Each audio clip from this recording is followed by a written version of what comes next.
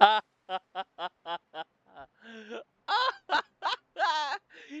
got me, Mr. Bean's Mini Cooper.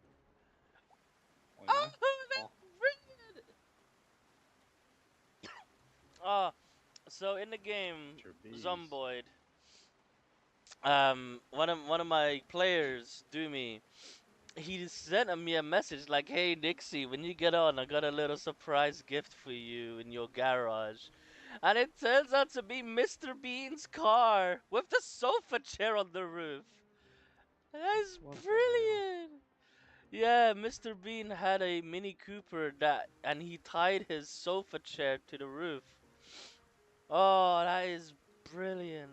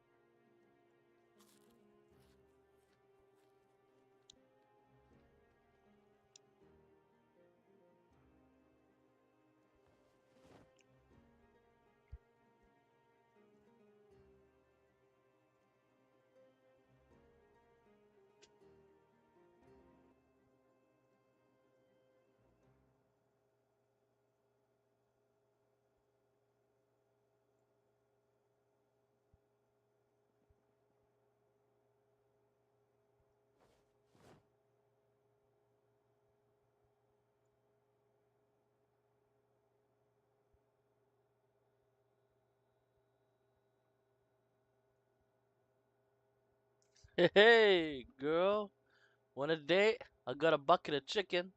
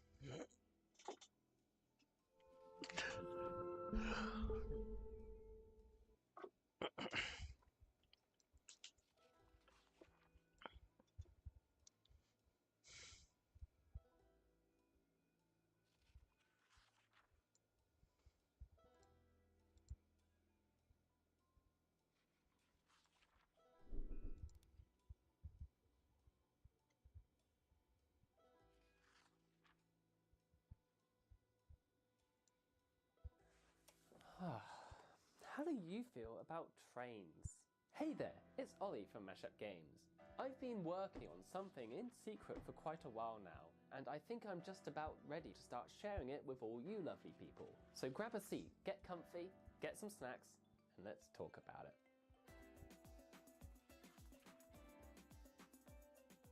Now I'm no stranger to making games at this point. I've been in loads of game jams before, and I have experience as a programmer within the industry for a few years. But when it comes to my track record on outside of work, working on bigger projects, not that great. But things are different now. I'm older, just a tiny bit wiser, and I'm ready to start committing to a big game project again. And this time, it's going to be a cozy game. The term cozy game kind of came around in 2020 when the whole global pandemic started and people were made to stay inside and isolate themselves.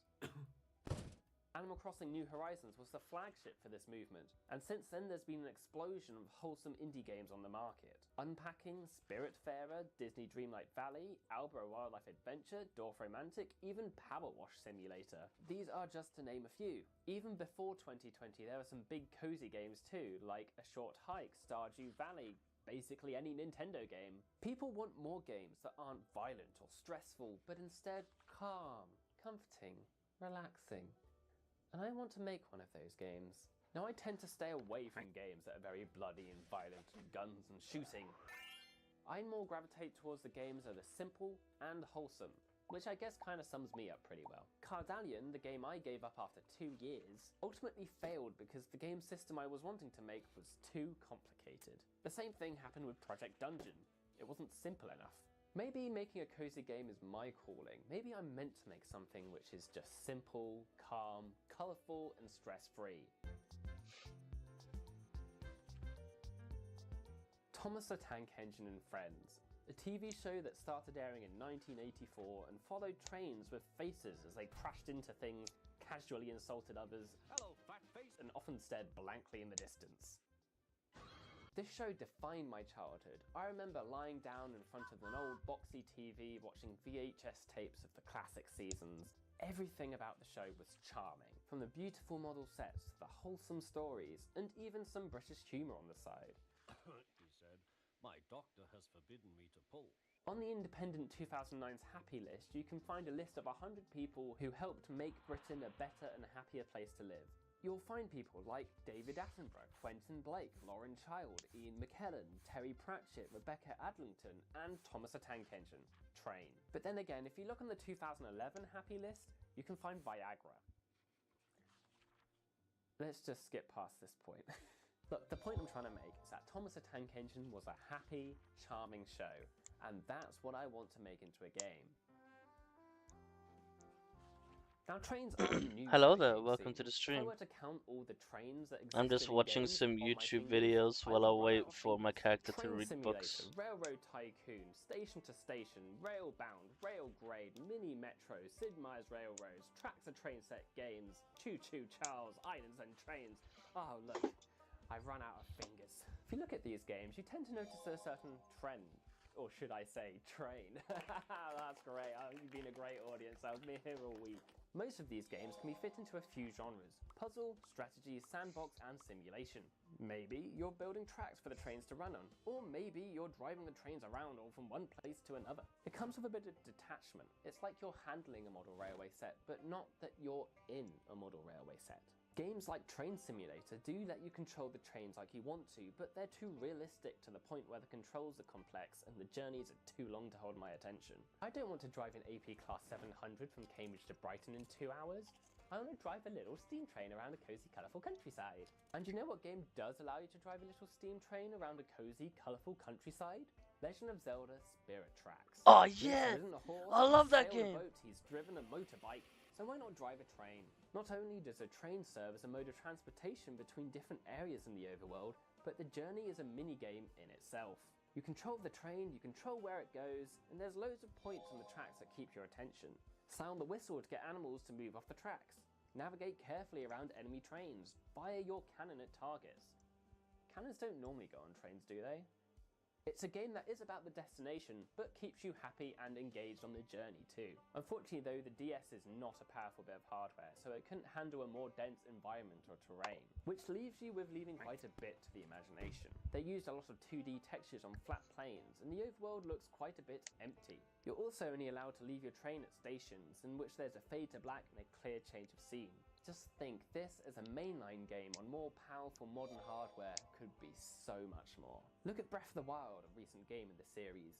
You have a world full of places to explore and the freedom to go anywhere you want at your own pace. Just think of that and then add trains. Wouldn't that be so awesome? Yeah, actually, it will. Now this is the idea I have at the moment. There's an island that you can travel around, and the way you travel around the island is using a small steam engine that was given to you. Around the island are villages and towns, and other places like a dock, or a quarry, a lumber mill, or a farm and such. In these places you will meet the island's inhabitants and be given quests to complete. These quests could be things like taking passengers from one village to another, or transporting cargo to a destination. Some of these quests will help improve areas of the island, unlocking more railway lines and new areas to visit. How you get around the island is on your own little steam train. The controls are very simple. You can accelerate and decelerate. And you can also toot the whistle, there's no way I'm not going to add that. What you also can do is get on and off the train anywhere in the world, meaning you can hop off and run into a nearby field or explore the mountains and rivers. Obviously there'll be some places you can't leave the train, like tunnels or enclosed spaces, but it's more likely you'll be able to leave the train in more areas than you won't. Your train only has one carriage, which is your cabin. There will be some customization available, such as changing the colour of the engine or the interiors of your cabin. For now, I'm going to say you won't be able to add any more carriages except temporarily for quests, but that is more to limit the scope, so it may change in the future. When I think of an island with a rich, strong history in train travel, with some beautiful grassy landscapes and cosy, quaint little villages, there's no surprise that I'm thinking of United Kingdom. I'm English, if you couldn't tell from the accent, and I grew up in the English countryside, so it's all very familiar to me. Rolling green hills? Lovely jubbly. Thatched roof cottages? Feels right at home. Driving down a narrow road that's really only big for one car, yet it's a two-way street, and it's a national speed limit, so you got to go slowly and slowly peek around the corner to see there's no other cars coming, because if they do, it will force you to go back into an opening that's big enough for the other car to pass. It's called a Tuesday. Scotland, Wales, and Northern Ireland are beautiful too, and they have some really lovely scenery. The whole island is a big collection of these natural beauties that is a perfect inspiration for a game where you explore these landscapes and find little gems in the countryside. Plus, if I'm wanting some inspiration, I can just hop in my car and drive around some roads. The inspiration is right there. Also, steam trains were invented in Britain. The first ever railway journey was in 1804 at Penydarren in Wales, and then the first public steam-powered railway was the Stockton and Darlington Railway in England in 1825. Even the most famous steam engine in the world, the Flying Scotsman, operated between London and Edinburgh. So I'm going to be taking a page out of the Reverend Audrey's book, and I'm going to be basing my island off the coast of Britain somewhere. Now, if this game sounds like your cup of tea and biscuits, let me encourage you to add it to your wish list. There's a Steam page that's up right now, so click the link in the description and hit that wish list button. Talking of hitting buttons though, what about that like button? No?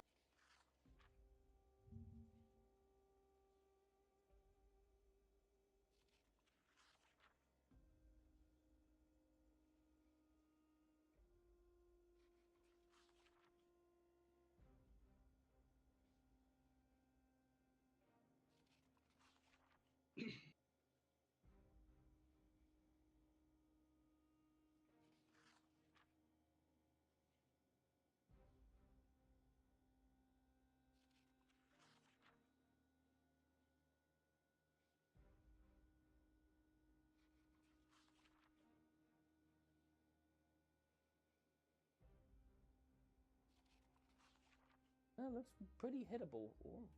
Seen the subscribe button though? That looks really hittable. Kind of why I didn't upload anything in 2023. I'm also trying to figure out what the art style for the game is, and having to sculpt and manage a really big open world terrain is kind of hard for me. So yeah, I don't actually have much.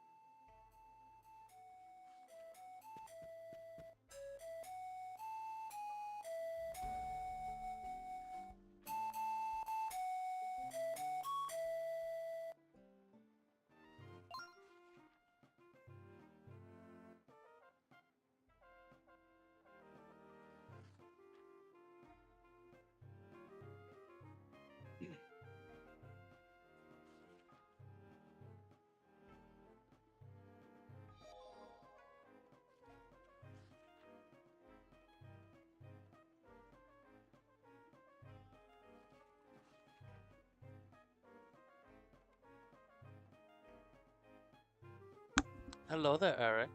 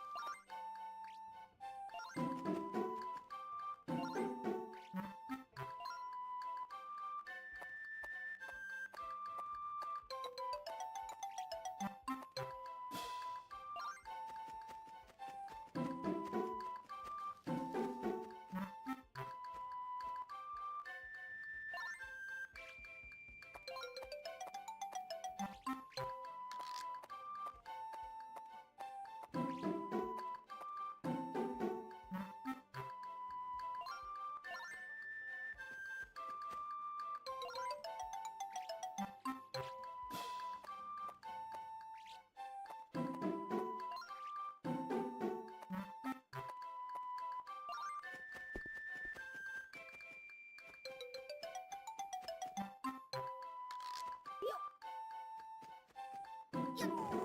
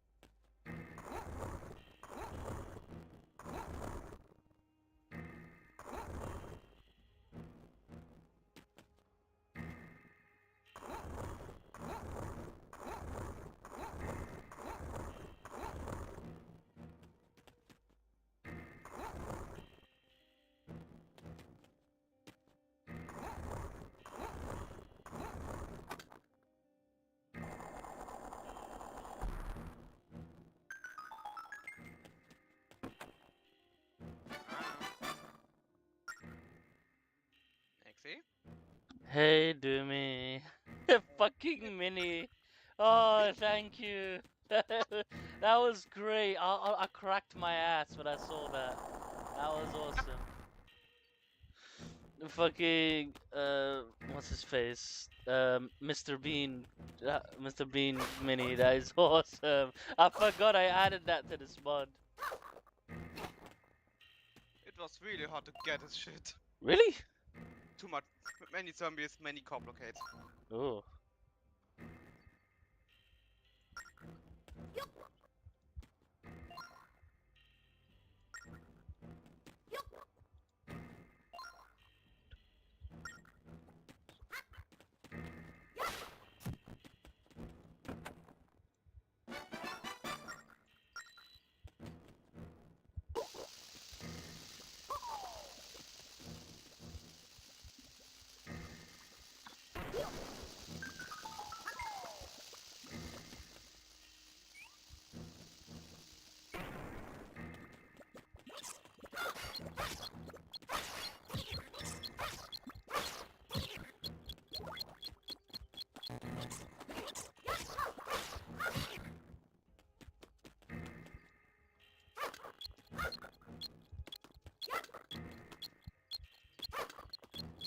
Can I repair the engine of your Volvo? What? I repair the engine of your Volvo. Of your red car. It The should red be one? working now. Oh, Yeah, it should be shit. working now.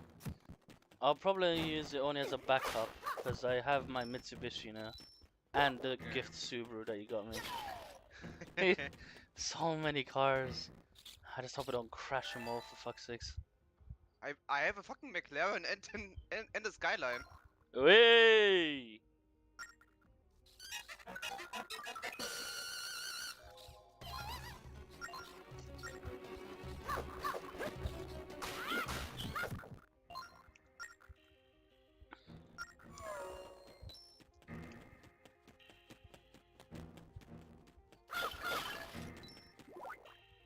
Item. Ba ba ba ba ba. What the hell are you doing? If you watch the stream, I'm currently playing Legend of Zelda while playing Zomboid. How? Emulator. I I took my DS and I imported its BIOS into an emulator, so now I'm playing my DS Oh, you game just on the downloaded that computer. fucking emulator. Yeah, I have the same emulator. very nice. So fucking hot here in England right now. How hot is it there in wherever the fuck you are? Do me. 20 Degrees Celsius? That is Celsius, yeah. that is cold. Gimme. It's so hot here. I hate heat. Then 20 degrees Celsius is not cold.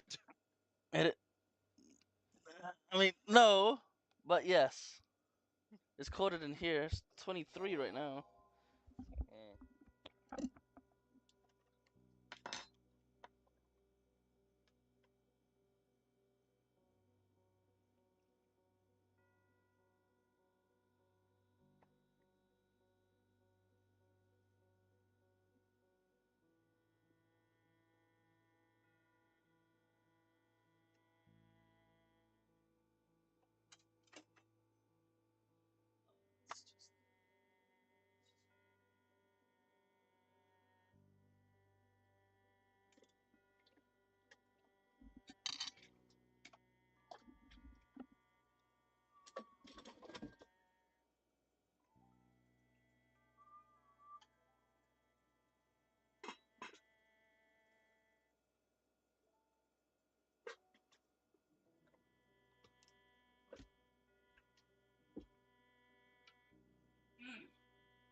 That was delicious.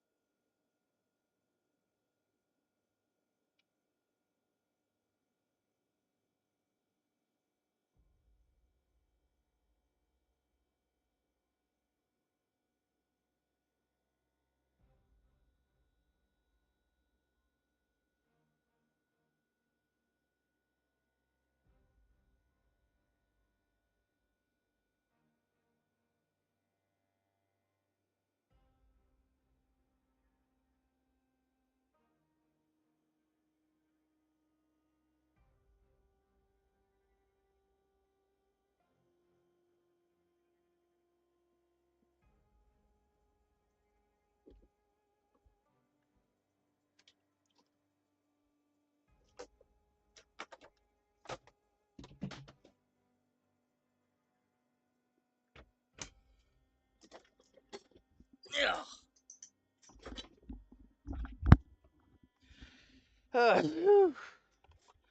Nothing like Nice splash of water on the chest.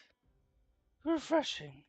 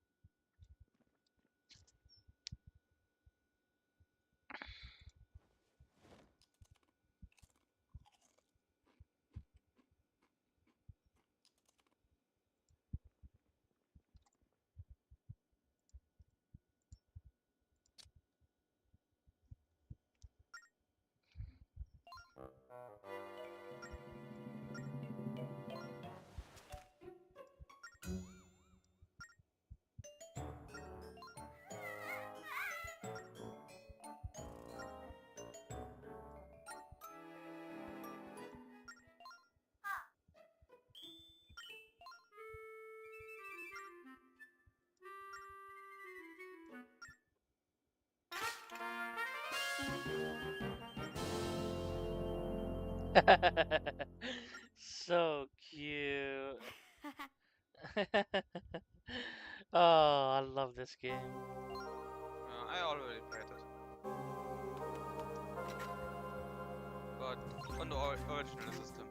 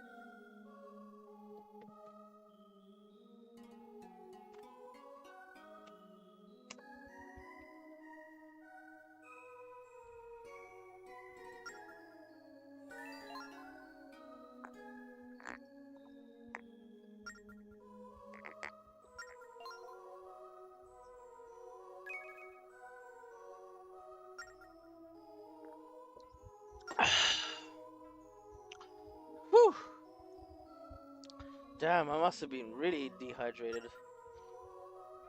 Oh, that's bad.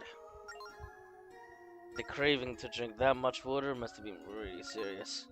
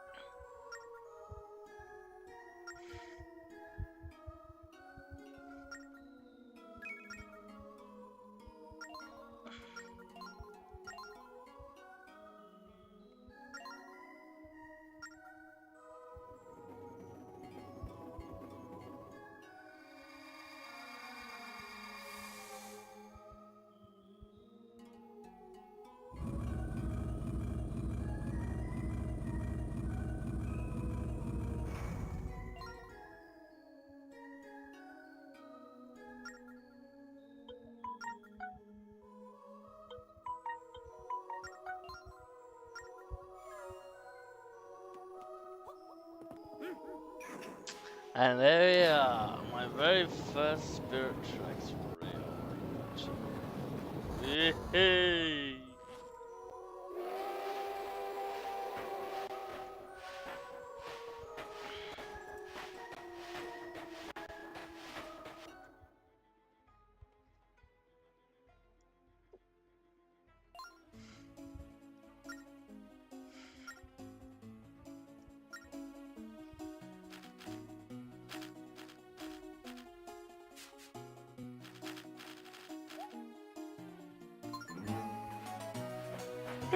Do, do, do, do, do, do.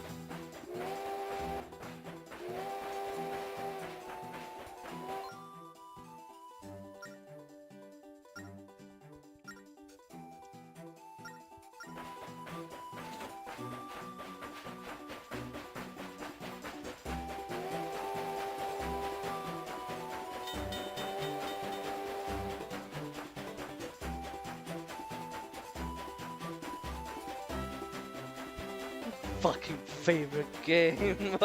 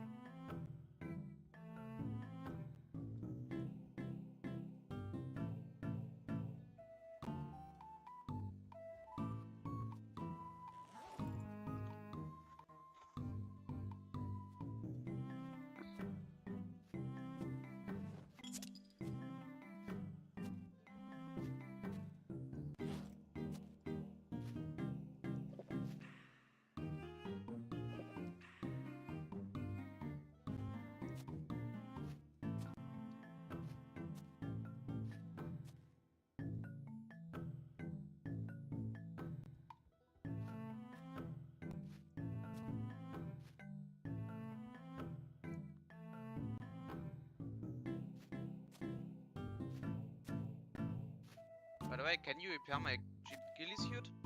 Yeah, bring it over. I need to make this 2 towers.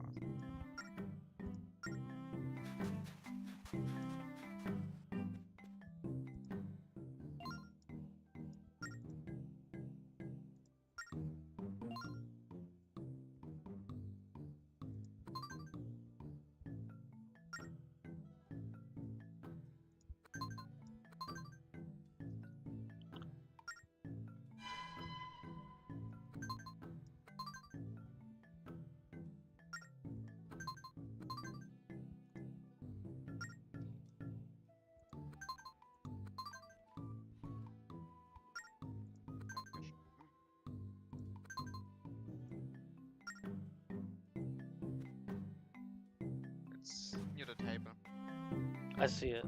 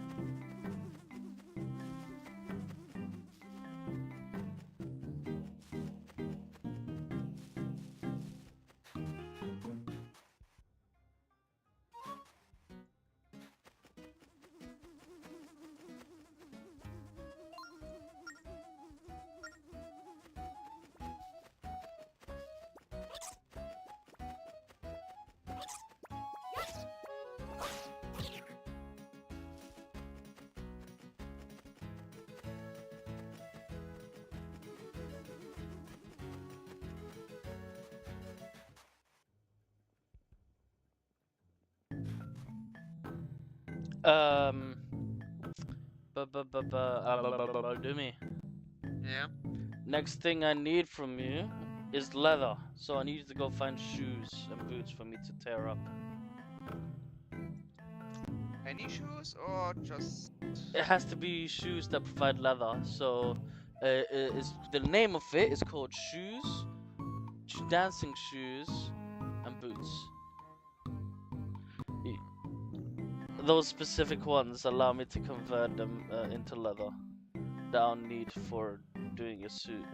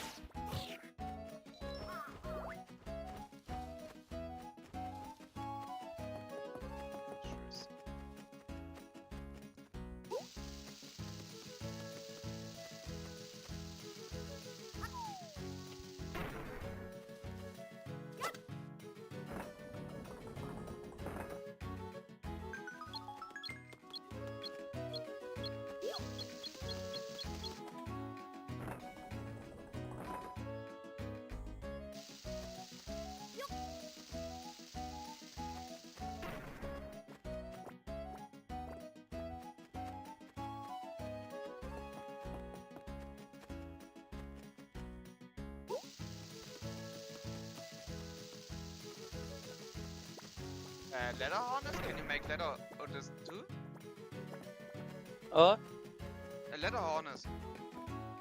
no. Oh. At least not yet.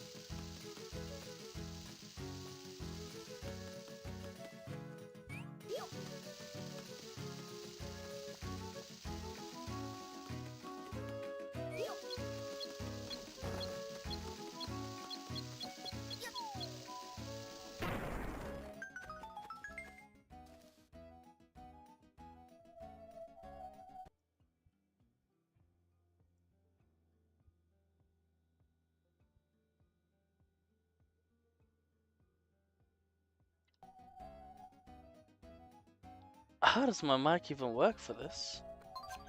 Blue, orange. Blue. How do I blow into a microphone that it doesn't understand? Clone your microphone, I will come to you and kill you. Let's see.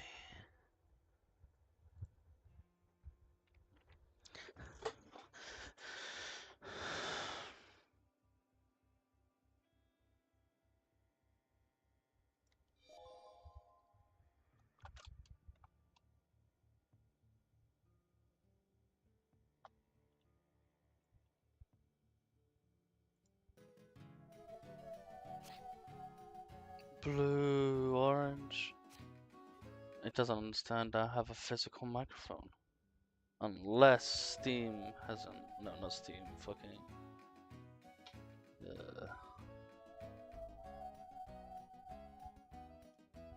No, it's using the right microphone. Just that it doesn't understand I have an actual fucking microphone.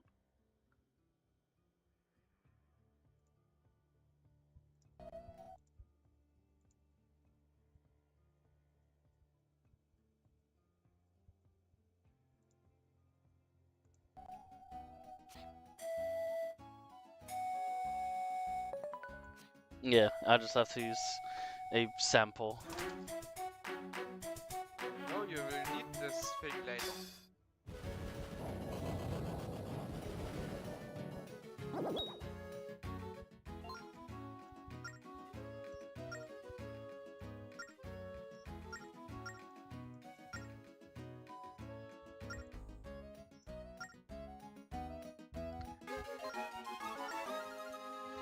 I really need to get a Nintendo Wii No, not. What? Actually, yeah, I want to get a Nintendo Wii again so I can play Legend of Zelda Twilight Princess again. It's a good game. I already played it too. I have literally any Nintendo console. Any.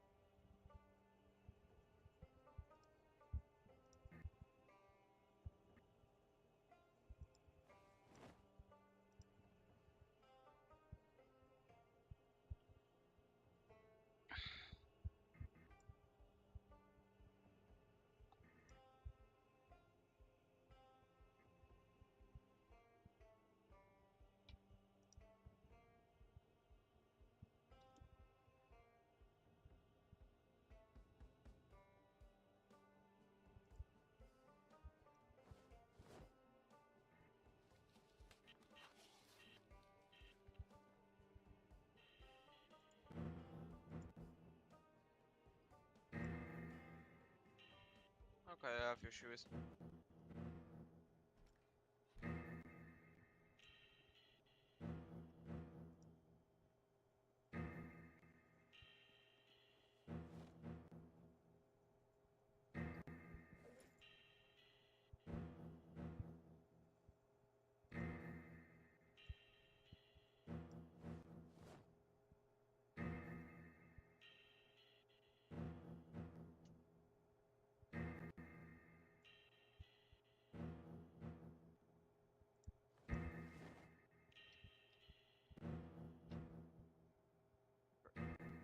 It's enough.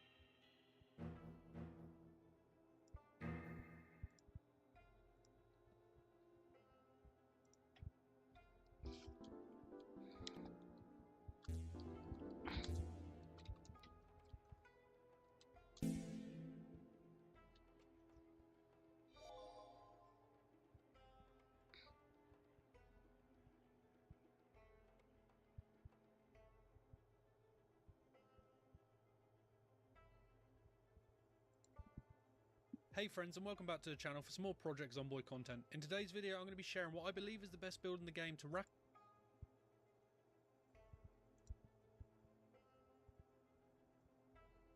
and here's a timetable of the other shows for free XP. Search around your safe house. Find what food, weapons, and books or magazines you may have. A container for water is also important. You could use beer bottles, mugs, pots, or even a bleach bottle. Just make sure you tip the bleach out first. Always arm yourself with something, whether it be a frying pan, guitar, or a kitchen knife. You can't punch zombies in this game, so you need a weapon. If you find any of the beginner skill books, make sure you read them or keep them to read later. They will give you a XP multiplier to level up faster. Combining that with the TV shows, you can level up really fast. You can survive in your starter house for as long as you have food in the kitchen. And remember those socks you chose in the outfit screen? Here is where they come in handy. You always want to have some bandages on you. You can rip your socks and a lot of other clothing into makeshift bandages, and you can rip up the curtains off the windows.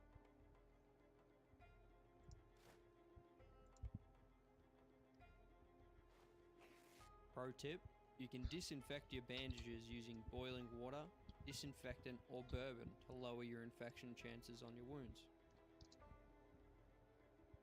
Lastly, I'll provide you with 10 early game tips.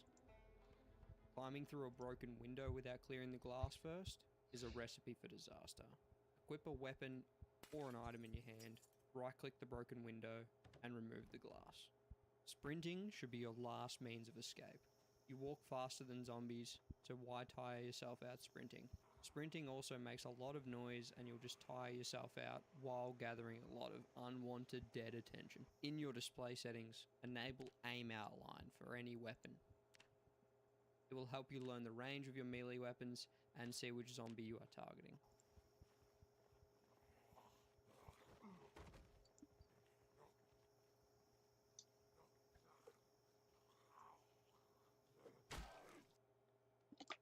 Level up your carpentry early on. You can disassemble furniture, including beds, chairs, and tables. Make sure to read the books for that XP multiplier. Leave your car running.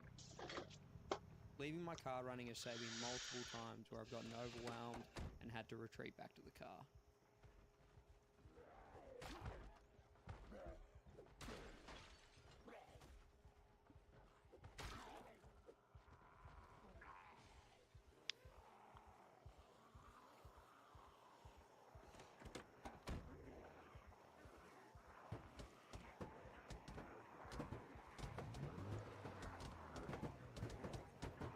You never want to get eaten through the car window while you're trying to start it. Negative moodles affect your damage with any weapon.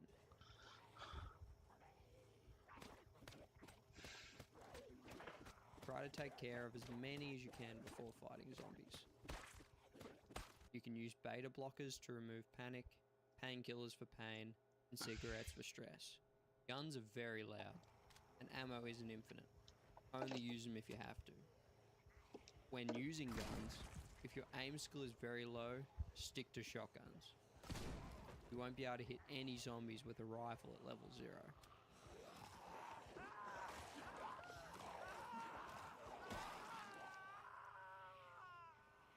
There is a Project Zomboid map that shows you the entire vanilla map. I always have it open on the second monitor, and I'll include it in the description. Hitting zombies with your car will damage the part you hit it with. Once your hood is broken, your engine will start taking damage, leading to your car stalling.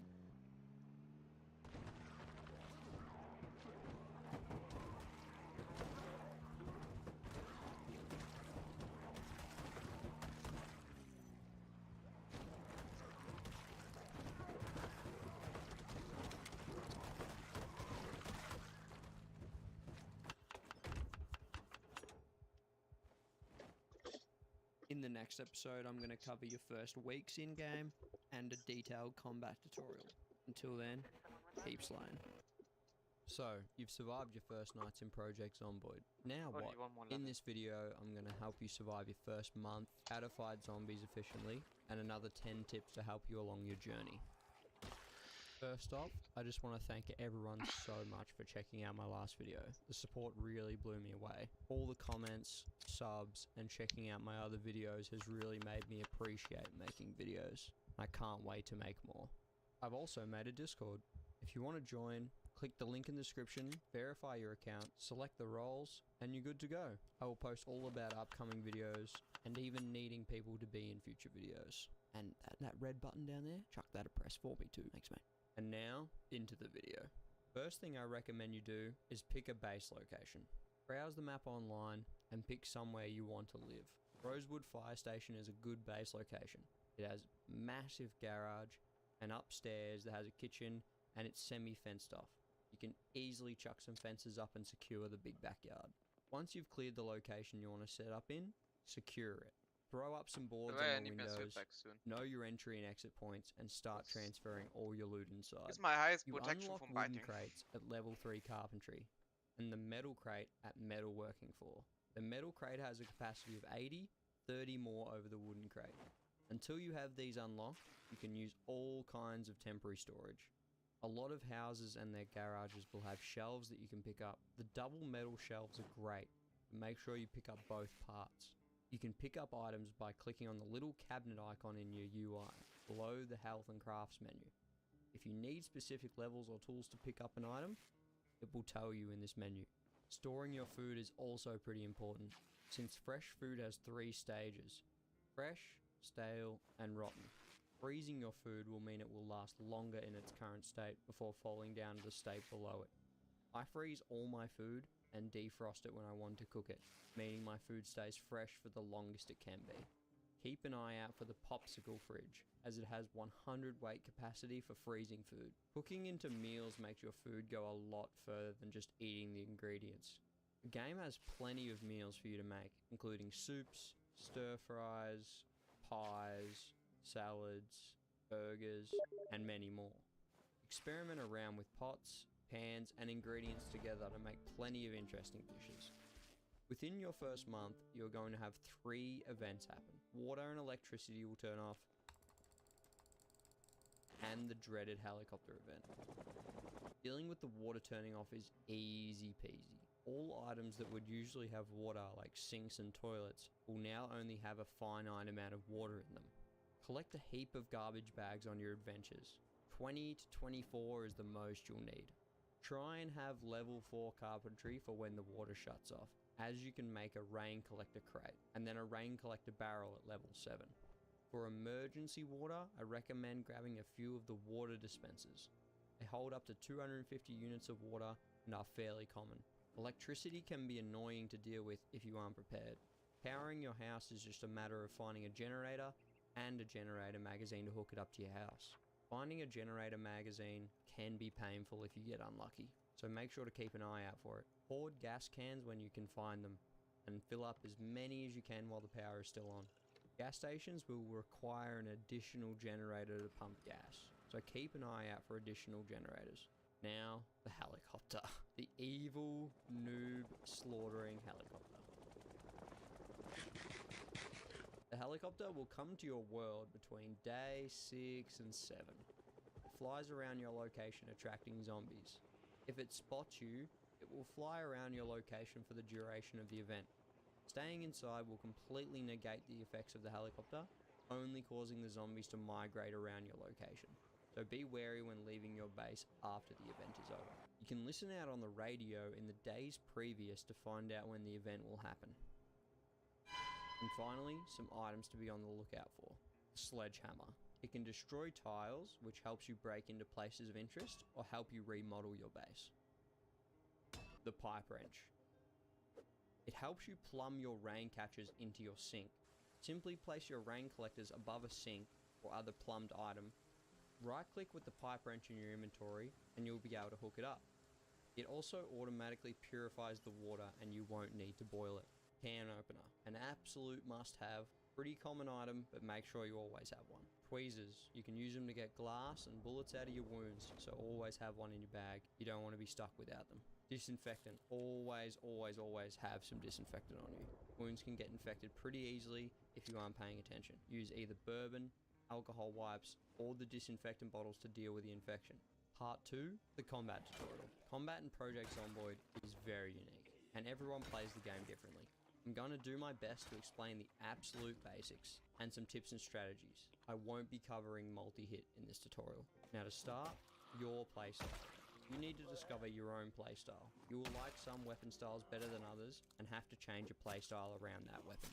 To start, how the zombies work. Zombies chase you if they can see you, or you're producing sound. Break both of these and you can lose them easily. If there are too many to handle, use houses, fences, trees, all kinds of things to break sight. Sneak once you think you have broken sight and you'll be able to lose them.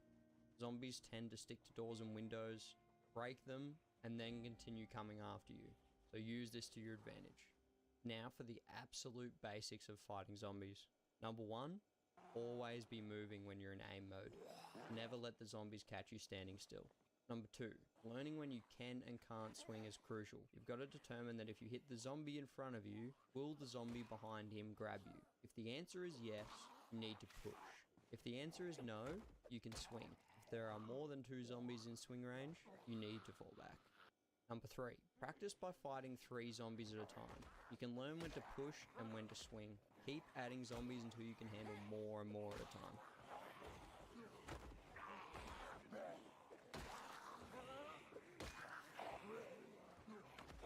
Number 4, zombies can't get back up if you or another zombie stands on top of them. Abuse this in small groups to make it way more manageable. Number 5, when the zombies are on the ground, put your cursor on their head, as where you are hitting matters for damage. Stomp zombies using spacebar when they're on the ground to save your weapon durability. Bear in mind, it will ruin your shoes. Number 6, know where you can fall back if you have to. Getting cornered always brings your death. Number 7, if 2 or more zombies land a hit at once, you will be stunned and dragged down to your death. There's nothing you can do about it. You can't cancel the animation. You're just dead. And finally, number 8, your back is your weak spot. Zombies will negate the majority of the armor that you have on and have a much higher chance to deal the critical bite, which you can't heal from. Here's some strategies that I use to fight large groups of zombies. Using fences and windows. Large groups are easier to deal with when they are broken up. Put a fence or a window between you and the zombies to create gaps in the group. They will lunge at you when on the ground if the setting is turned on, so just be careful you don't get tripped over. Baiting. Sneak around large groups and slowly approach to drag a few away at a time. Be conscious that you make noise when you fight, so make sure you have a big enough gap between the large groups and the ones you are baiting away. The mow 'em down strat. This technique can backfire, so be careful. You can use a car to run over zombies, but it will ruin the car. Start with a car you don't wish to keep that is in decent condition. Begin by running into and then continue to back over them until they are dead. If the car begins to stall, make sure you get out of there before they break the windows and bite you. There are plenty of ways to fight zombies, and the best way to learn is to play. Go get out there, get some kills, die, and do it all over again. To finish up this video, I'll give you another 10 general survival tips. Number 1, annotated maps will show hidden stashes on the map or other cool locations, and make sure to check them out. Number 2, locked vehicles are still very easy to get into. Right click a door that isn't the driver's side and smash the window. Climb in and hotwire or check the glove box for a key. Don't smash the driver's window, as you won't be protected from zombies if you stall. Number 3, you can use radios to find out about the weather. This will stop after a certain amount of time, so use it while you can. Oh yeah, it's gonna rain tomorrow's your dog. Crouching while pressing shout will whisper, helping you draw smaller amounts of zombies away from a group. Number 5, you can dismantle locked doors with a hammer and screwdriver, easily granting access to places of interest. Number 6, open the vehicle menu by pressing V. You can use the heater, radio, and a bunch of other things in that menu.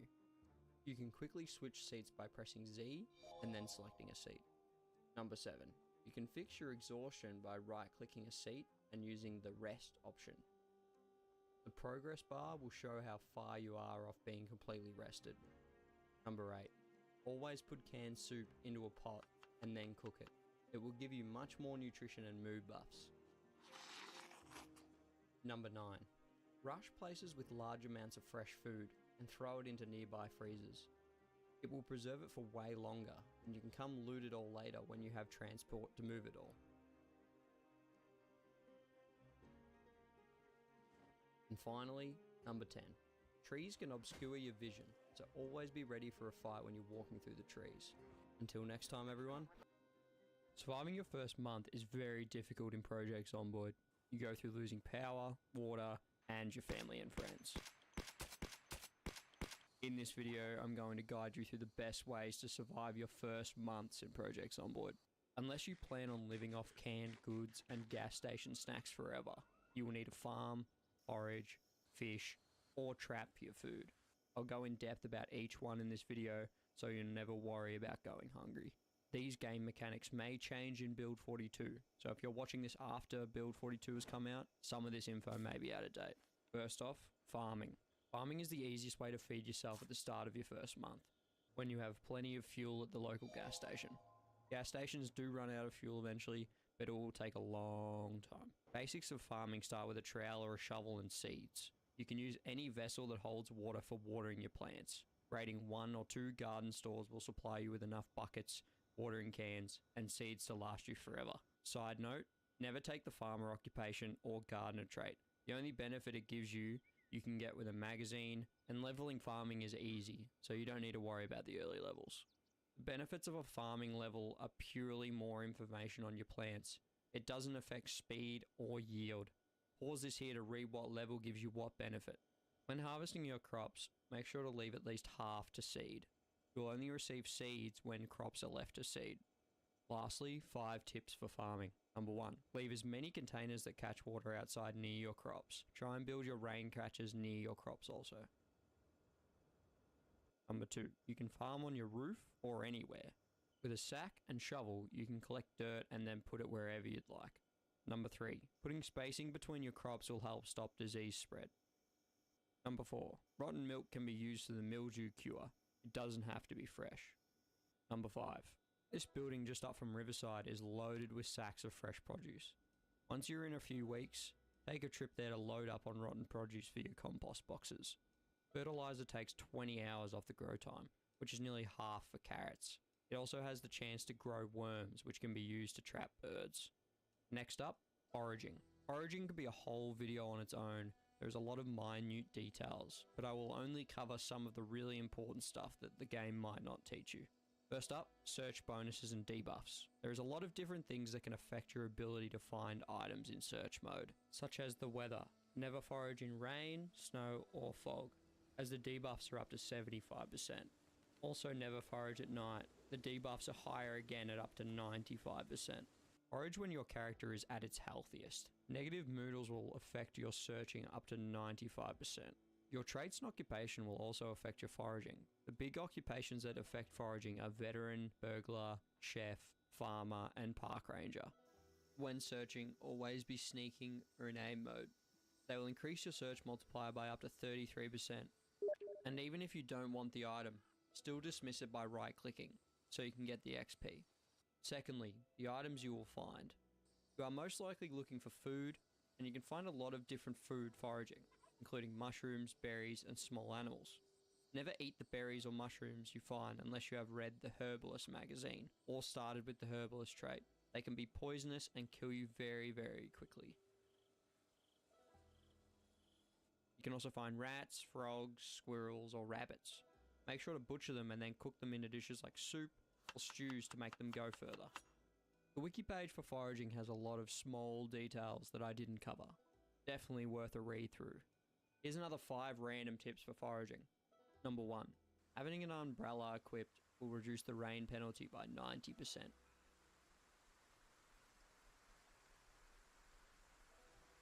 Number 2. If you need to find stones, check around cracked parts of roads. Number 3. Having the short-sighted perk will decrease your search radius by 2. It can be negated by wearing glasses or reading glasses. Number 4. You'll have a 50% bonus of finding mushrooms after it rains. Number 5. Most berries, mushrooms, vegetables, medicinal herbs, wild plants, eggs, insects, and animals can't be found in winter.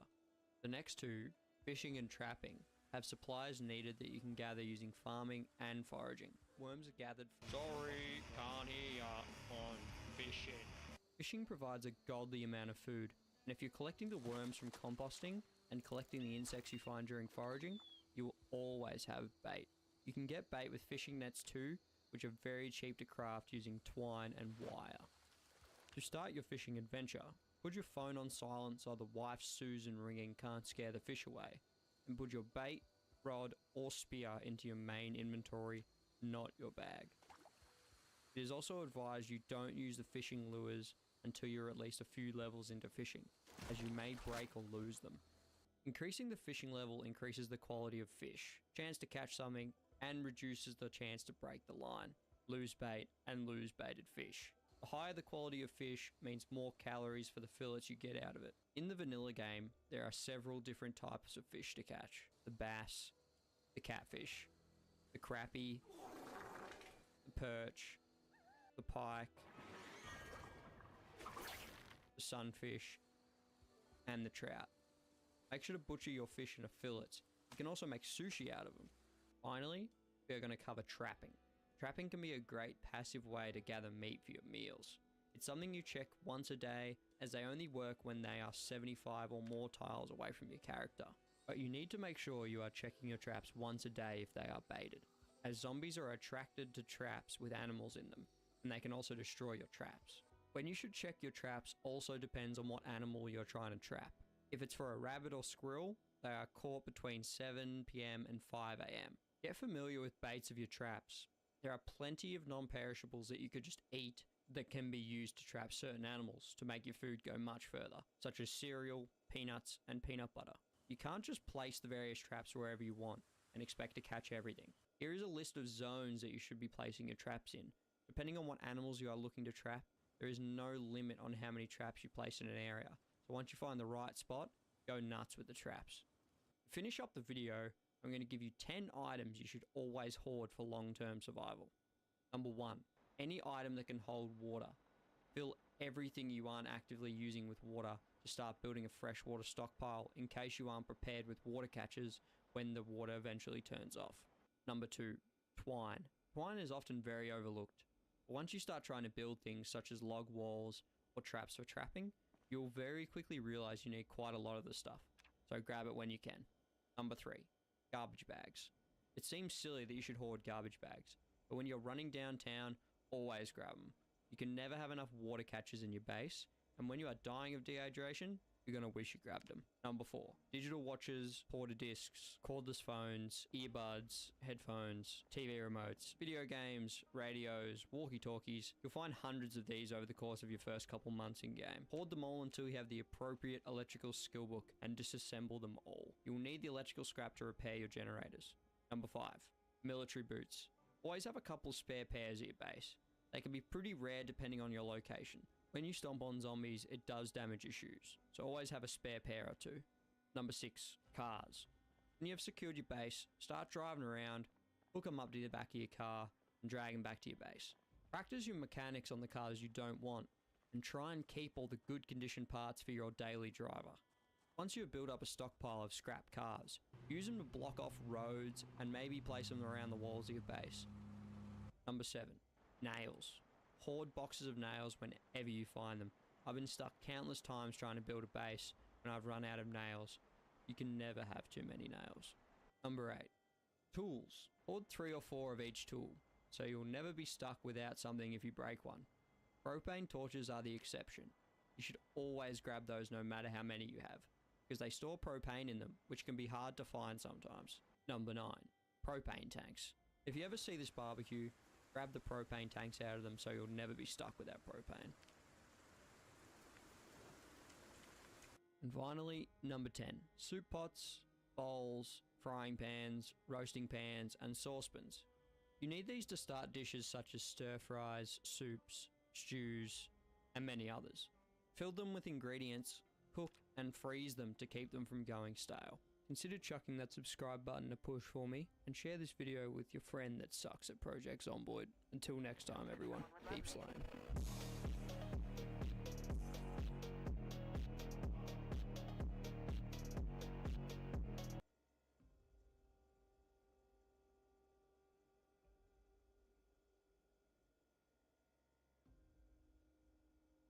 Discord doesn't want me to say this, but when you sign up for Discord and agreed to their terms of service, you signed away your rights. You agreed to not take Discord to court. Now, I'm nowhere close to a lawyer, but I'm going to explain what's going on, why this is bad, and how to opt out of this. Now, to explain what's going on, you might have seen in the news that a lot of people are talking about how Discord wants to void your right to sue them in court. And all of these articles are popping up because recently Discord updated their terms of service. You know, the thing that nobody reads. And the most important part about Discord's terms of service is this point here: agreement to arbitrate. So everything I'm going to talk about is for US residents, but even as a non-US resident, I find this stuff pretty interesting. If you are a US resident, you agree to the following mandatory arbitration provision. Oh, we're getting fancy with the words here, geez. Basically, if you want to sue Discord for whatever reason, you can't just go to the normal courts. Instead, you have to do something called arbitration. Now, I already know what you're thinking. I'm not going to sue Discord. I don't think I'm going to be suing Discord either, but this agreement to arbitrate really cripples you, because now instead of doing like class action lawsuits, normal legal stuff, you are forced to arbitrate. And to explain how big of an issue this could potentially be, let me show you how this arbitration would work if Discord did a little bit of a whoopsie-yuppie. So let's say Discord does what they do best: make poor decisions. And somehow, in some point in the future, Discord has a big data breach. Or maybe there's this massive cyber criminal group that used Discord to scam millions of people for billions of dollars. And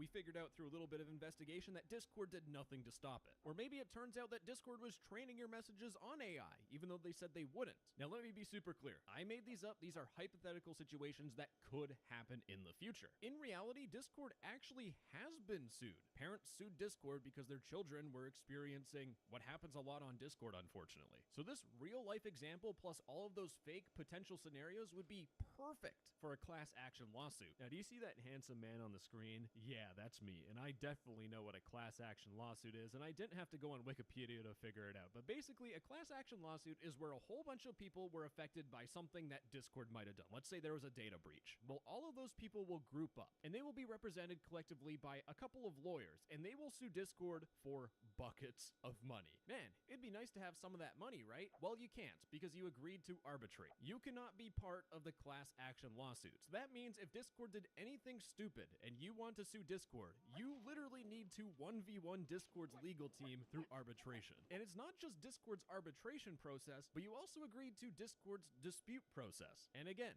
you agreed to this because you agreed to the terms of service. Now, it's never a good idea to trust a Discord YouTuber about legal stuff, but I took a look around the internet and there are articles where it talks about people opposing forced arbitration. And the reasons why they oppose arbitration is first, that individuals are often unaware that they agreed to force arbitration. Let's be honest, before this video even started, did you have any clue that this existed? Media did a pretty good job with all their news articles, but you probably had no idea, which is a bad thing, because the second issue with forced arbitration is that it limits what you can do for resolving a dispute. You don't have the public courts anymore, you have to go through Discord's process of arbitration. And how does that look like? Well, if you want to settle a dispute between you and Discord, welcome to Discord's legal gauntlet of doom. So let's say Discord did the most heinous crime on the planet. They stole my copy of Luigi's Mansion on the GameCube. Well, since I agreed to Discord's terms of service, I also agreed to reaching out to Discord before initiating a lawsuit or arbitration. And to do that, I need to email Discord with my information and a detailed description of the issue and how I'd like them to resolve it. Now, this is where things get interesting, because Discord for the next 60 days are going to try and gaslight me into thinking that this is not a big deal. You didn't need Luigi's Mansion. It was actually ours in the first place. I realize this example isn't making a whole lot of sense, but within these 60 days, Discord and their legal team, in my opinion, are going to try and gaslight you into thinking it's not a big deal, you shouldn't try to sue us or take us to arbitration. That's expensive. Just take $20 and be on your way. But if you see through their shadiness and you decide to take them to court, well, you can't,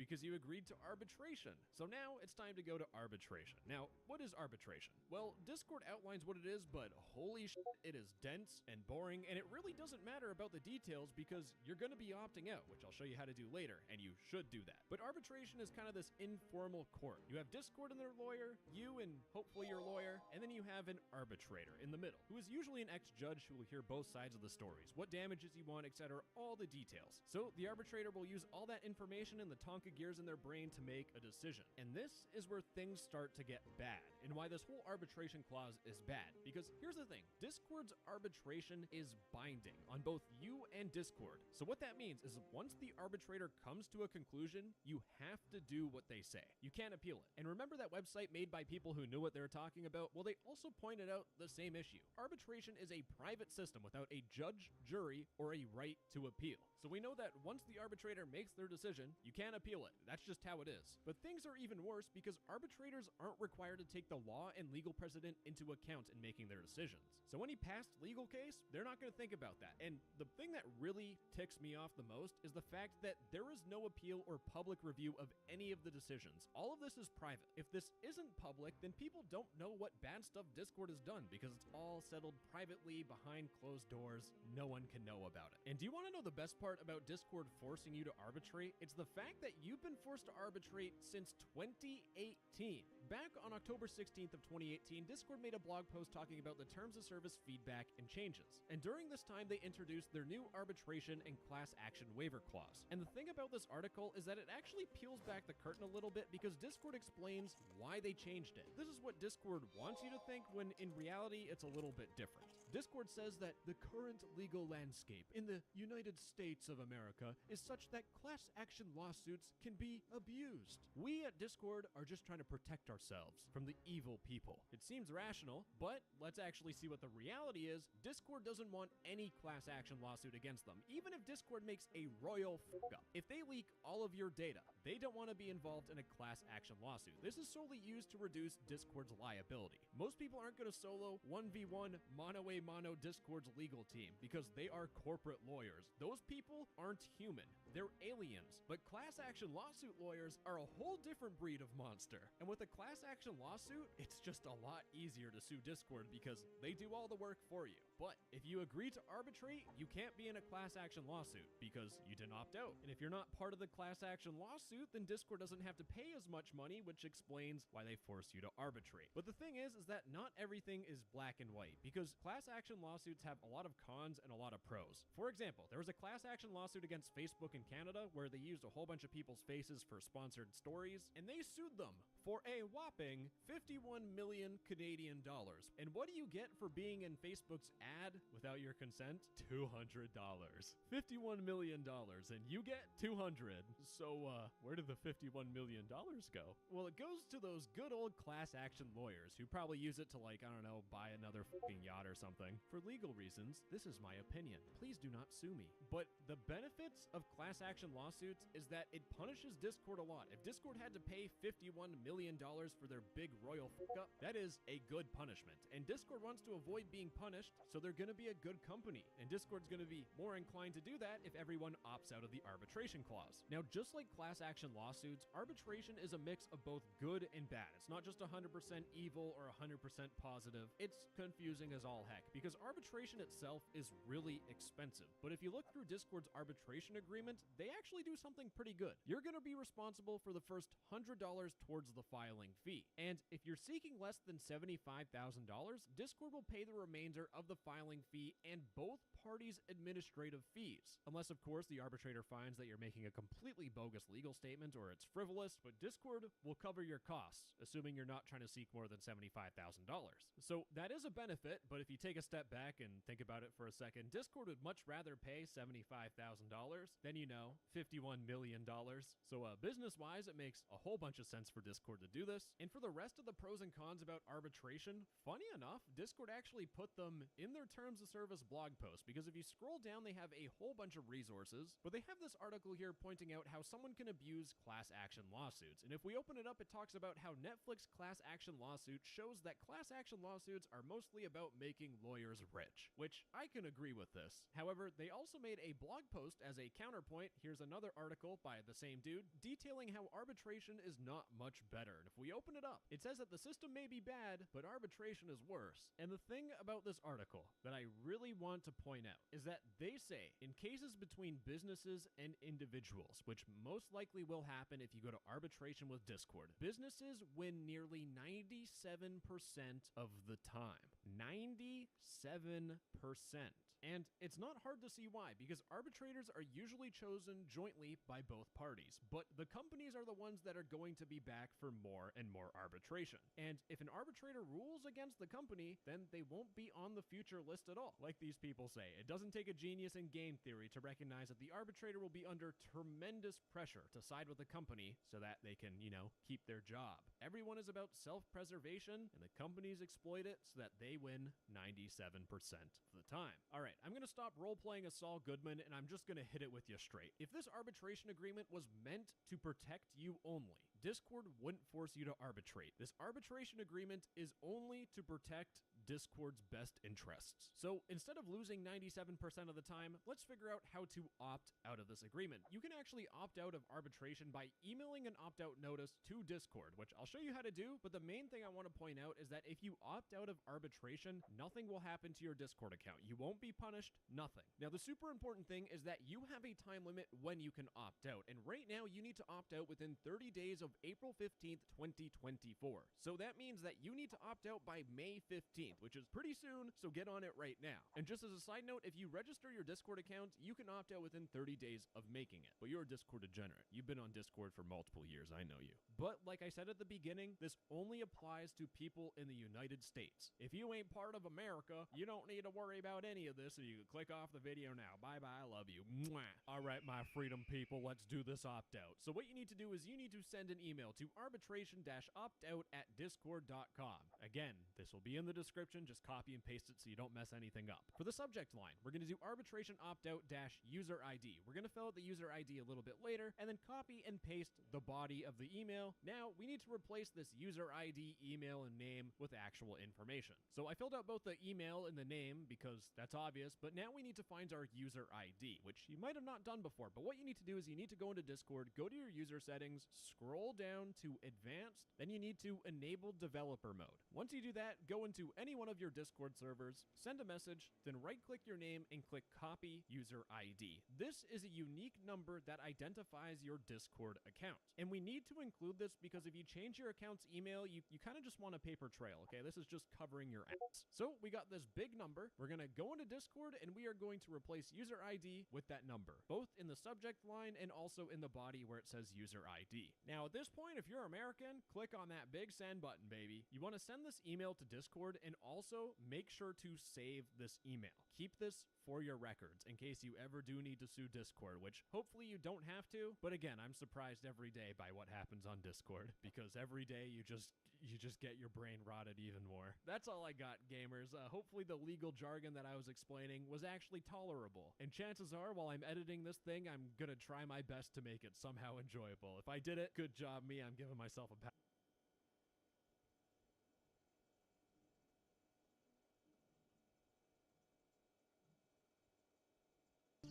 This squirrel might be the single most adorable creature you can recall in all your stunted memory. It would be ever so twee if it were climbing a tree.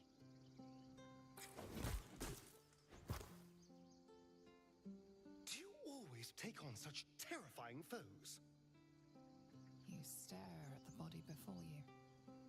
You have no idea what just happened.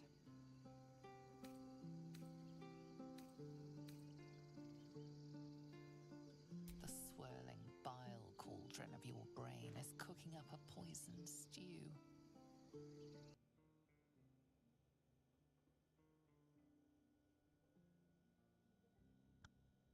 Uh, oh, I remember that part. That was fucking funny. Hey, do me. Yeah? Remember the part where you have to kick a squirrel when playing Yeah, as I the? know, I know. Yeah, that shit. Oh, that's always so funny.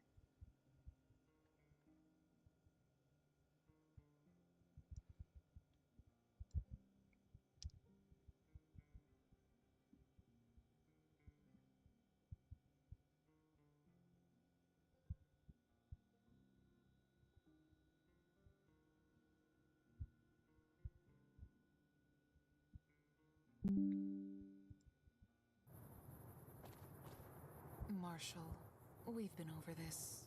You can't stay here. I got it, Doc. Where else can I go? I don't know. You just need to leave. Please. I'm sorry, Doc. I can't.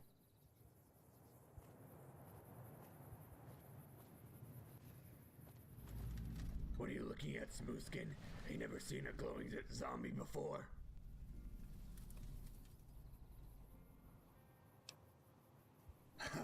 Yeah, those are pretty rare, huh?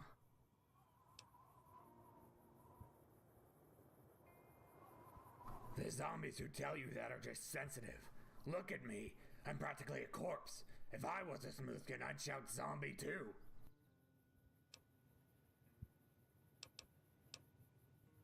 Dr. Jude. She's a saint, that one. Only good Smoothskin I've met.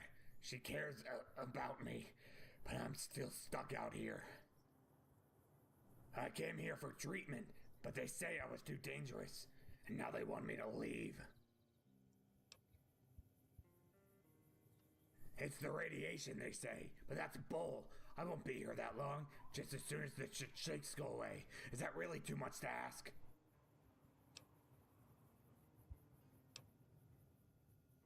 I've got nowhere to go. Not even Freeside will take me. I've tried that, but it doesn't work on me. I need help. Like I said, she's a saint. I know she's trying to get rid of me, but she's honest about it. I wish all Smoothskins were like that. There might be a way. I saw Dr. Jude talking to this one lanky guy. He ran off into fiend territory. I don't know what they were talking about, but it sounded like something they'd want to keep quiet. I can't go after him, not like this.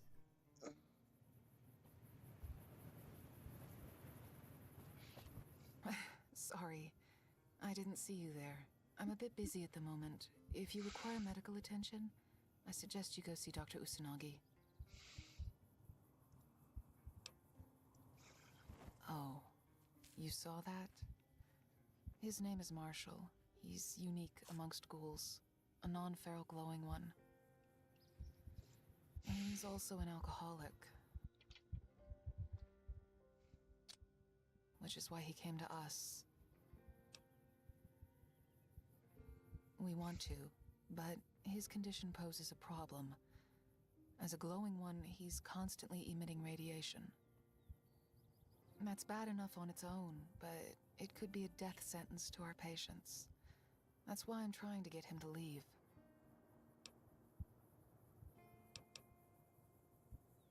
I've talked to the old Mormon fort, but they can't take him for the same reasons.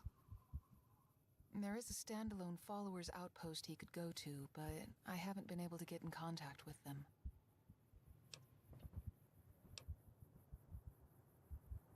About a week at most, and the staff are already suffering from minor radiation sickness. Because he's sick, and he has nowhere else to go. That's what makes this so heartbreaking. If it wasn't for the radiation, we wouldn't think twice about helping him. What is this house? Only toilet paper in here. Thank you. The I appreciate I mean, the really, help. only. It's the Try only not to paper hurt in this house. toilet paper. Come to Just literally sustain hundreds of Smooth rolls Skin. of toilet paper. What the fuck? What is that? Jeez, Smoothskin, that was decades ago. It's hard to remember now. You used to be a regular zombie. Then something happened. I think there were power plants and geckos?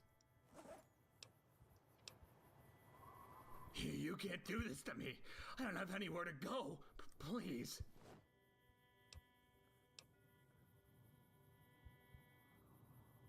Hey, what are you doing?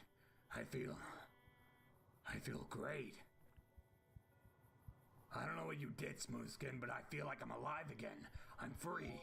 Thank you, Smoothskin. Thank you.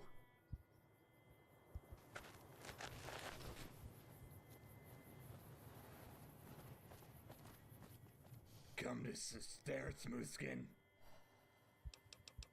Later, Smoothskin. Was there something else you needed?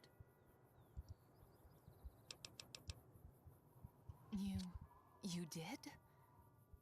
That's incredible. Did?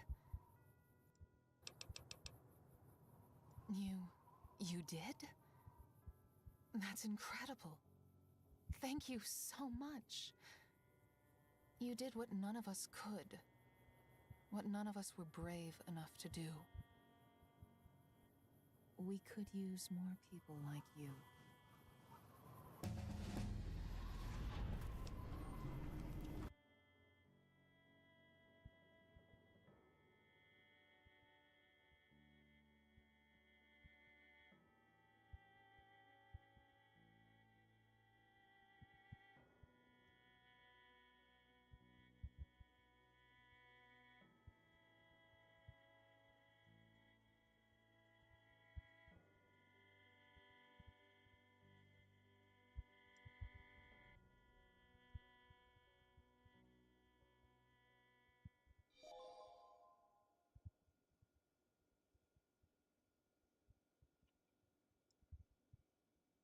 Big studios pay these animators to make terrible animation. Oh, hell no!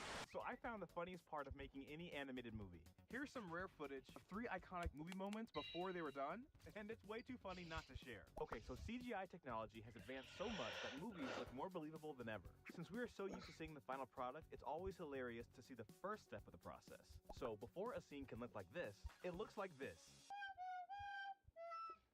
Studios hire people called layout artists who make super simple animation to help production teams visualize the movie before the actual animators start working. Now, their work is rough, but also hilarious. Remember You're Welcome from Moana? In layout form, it looked like this. When fully animated, Sully's intense dramatic stare looked like this. But before, it was this. Remember this from The Incredibles 2? This is the layout version. Big studios pay these animators to make terrible animation. Hmm.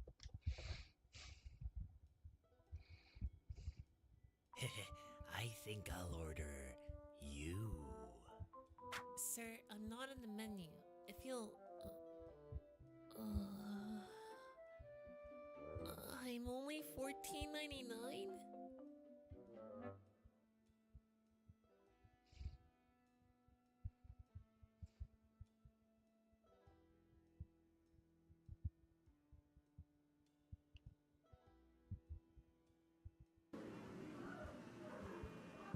So, nipples, huh?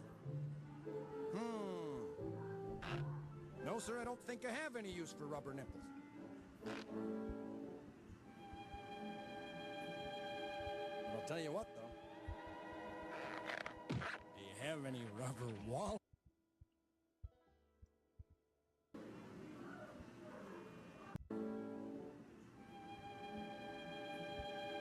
But I'll tell you what, though. Do you have any rubber walrus protectors?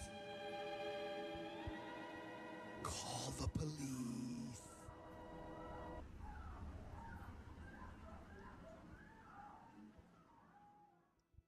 Greedy old hag, taste the wrath of my fuzzy slipper. Ugh. Professor, why are you so hot and dusty over this dark matter shortage? Oh, I bet you'd like to know. I bet you'd like to know indeed. Oh, I just bet you'd like to know why I'm so angry about this dark matter shortage. I bet very much you'd like to know. You're right, Professor. We would like to know. Really? I didn't think anyone was interested. It all started 30-odd years ago.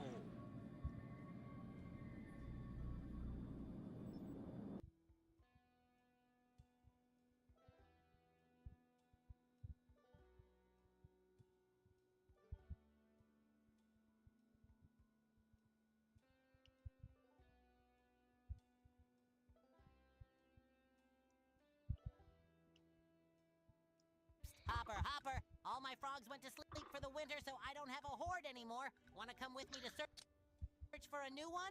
Yes! Finally! All true dragons have mountains of gold. I'll help you break into the king's treasury to... I don't really like gold. Then we shall build you a horde of cursed artifacts. Those are scary. Gemstones, then? Nope. Silver? Nope. Platinum? Nope. Found it! Psst, Hopper, Hopper! All my frogs went to sleep for the winter, so I don't have a horde anymore. Want to come with me to search for a new one? Yes! I'm older, I'm younger, I'm taller, I'm shorter, I'm smarter, I'm... not falling for that. I'm older, I'm younger, I'm taller, I'm shorter, I'm smarter, I'm... not falling for that. I'm older. You don't mean it, though. You don't mean it. You got nice... Oh, he might... Oh, Lord have mercy. Oh, oh,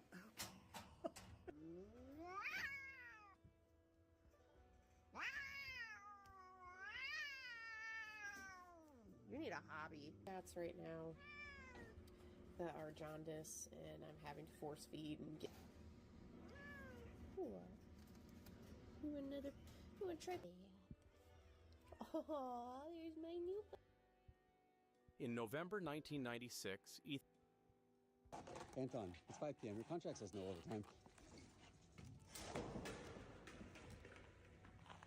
Anton, it's 5 p.m. Your contract says no overtime. Anton, it's 5 p.m. Your contract says no overtime.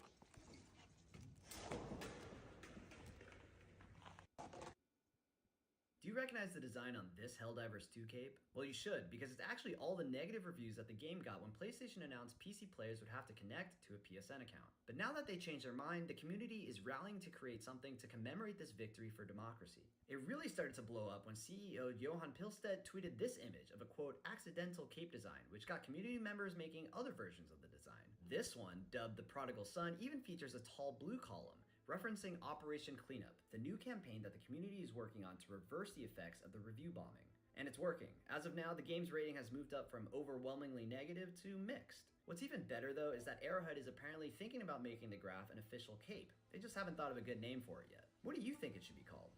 Let us know. Do you recognize the design on this? Feeling crappy again? Brought your cure.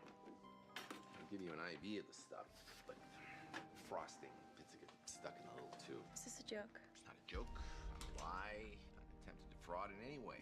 An actual licensed physician with an actual diagnosis. Hereditary coproporphyria. Your face is genetically blessed. Your body chemistry is slightly less so. Doesn't make enough of a certain enzyme that I can't pronounce, but it's apparently important for your liver. Treatment is a high-carb diet rich in sugar. When you were a porker, you're self-medicating. So this is treatable. We just have to reverse your gastric bypass and get you back on a high-carb, glucose-enriched diet. Best you can be is a lot more you. Open the hanger. Here comes the plane. There's nothing else you can try? It manages the symptoms, but it's not a cure. Let's try that. You don't want to have the surgery? There's not many people who have the guts to admit they'd rather be pretty than healthy. Income's better, and you get more action. Feeling crappy again? Bitch. In a tragic turn of events,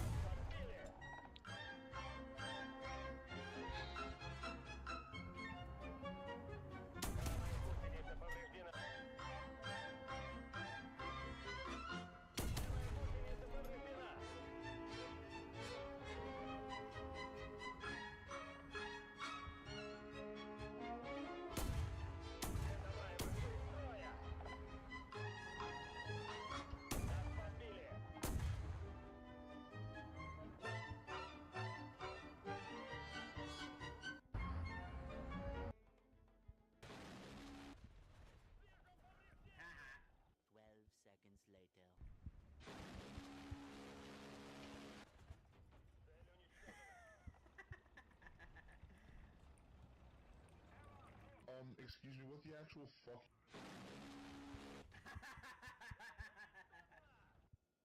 This store is huge. I'm so disoriented. Oh, you mean disorientated. What? Never mind. What else do we need? Aluminum foil. You mean aluminium? What are you talking about? Oh my god. Okay, what else do we need? Let me check the list on my mobile. Mobile! It's mobile. If it was mobile, it would be spelt noble with an M. God, you guys just mispronounce everything? Okay, so what's this? Bottle of water? A bottle of water, is it, governor? Oh, a bottle of water. Is that how you pronounce it right? Is that the correct pronunciation? A bottle of water. This store is huge. I'm so disoriented. Oh, you mean disorientated. What? Never mind. What? Bob the Builder, can we fix it? Bob the Builder, yes we can. Scoop, Muck and Dizzy. Welcome. You moving into town? Sure am. Great. Just updated the sign for you. Oh, actually, it turns out I forgot a few boxes. I'll be right back. Oh, okay. Thanks for letting me know. Gotta keep it updated. Beep beep. Don't say beep, just use your horn. I'm just passing through on my cross-country road trip. Updated. Enjoy your time. Hey, it's me again. Got those boxes. Good luck with the move. Updated. I met the nicest guy. Oh, is he the one who recently moved here? Yep, and we're getting married. Oh, whoa, how big is the wedding? 65 people, and they're all flying in tonight. I think I did that right. Sounds good. Big news, we're expecting triplets. Oh, that's great. Congratulations. the building behind me is not just the London office of the world's most famous secret agents. The name's Bond. James Bond. It's also the real-life headquarters of SIS, better known to the rest of the world by its nickname, MI6. So, the question you've all been waiting for. What do you actually get in a top-secret headquarters? Well, as you might expect, most of that is actually top secret, but here's what we do know. The building itself is a fortress. 25 different types of glass were used to meet the specific needs of this structure. Its triple glazed windows and stone exterior is bomb and bulletproof. Extra thick doors were specially designed to make the perimeter as secure as possible. Inside the complex, there's rumoured to be a shooting range, ultra-secure areas where eavesdropping is impossible, and a Faraday cage which blocks incoming radio waves. The building behind me is not just the London office. I'm making a literal game. Whenever I'm bored, I take a break from my main game and switch to my literal game. Hot damn. Or maybe not so hot damn, as this new war bond has got a distinctly icy theme to it despite the levels of spice Arrowhead are blessing us Helldivers with once again. In this new war bond, we've got 3 new primaries, a new secondary, 3 new armors, a booster, grenade, and of course a number of cosmetic additions. Other than Larian Studios and Baldur's Gate 3, I don't think there's a dev team on the planet right now that can hold a flame to Arrowhead in terms of their level of dedication when it comes to consistent patches and new content being added to their game, even if the patches don't always fix things. We're only 3 months in as this Warbond drops, and we're seeing a masterclass on how to deliver a live surface game, and it's time AAA studios start taking notes. Is what I had initially written down in the script, but that was before the shitstorm surrounding the PSN requirements and the review bombing. I openly spoke out about this behavior on stream, saying that review bombing is dumb and it's hurting Arrowhead as the small development team instead of Sony, who are the ones enforcing the requirement. The full video is over on YouTube. I'd like and sub for part. You guys ever wonder how he was going to get out of that water tank? Ladies and gentlemen, I have nothing. I'm going to become Zaria Samurai. Let's go. ちょっとこっちなんか強そうやなお前の方が。I'm with my whole family now, right? Look at him. Look at him, man. Look at him. Why are they good looking? What about me? What happened to me? I'm not gonna lie, it's very tight. It's very tight here. Yeah. I can't even breathe. Can you breathe? Can't breathe. I can't breathe. まあそれなんかイケメンなことしてや。ベビータッピしよう。ベビータッピ。ああやっとんな。やったやっと。チンチンが見えてる。チンチンが。寿司。寿司。あ寿司。お前やばいよ。お前ってそれこれ。いらない。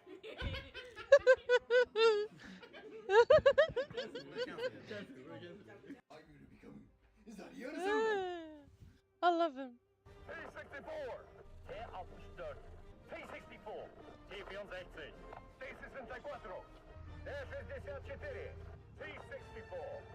T64, T64, P64, T64, T64, T64, T64, T-Hot Rod League, T64, T64, T64, T64, T-Kosekummen Denelia, T64, T65, T64, T-Utipso, T-64, T-64.